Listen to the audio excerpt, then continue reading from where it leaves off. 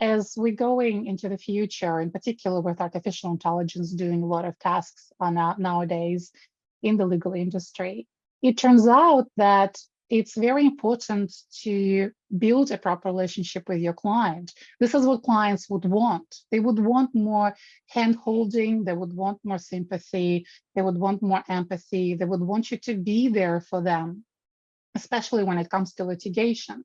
So building relationships, getting better at building relationships is key to future-proofing yourself if you want to work in the legal industry.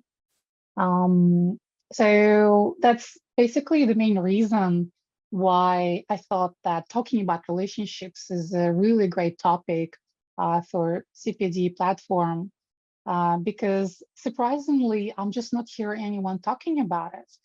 While it's so important, in particular to future-proof yourself as a lawyer, is to build better relationships, to keep building better relationships, in particular with your clients.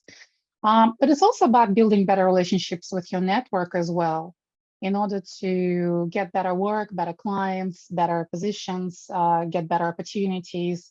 It's also, I see very clearly that in particular in Australia, in particular in Melbourne, that professional growth and business growth are very tightly connected to relationships.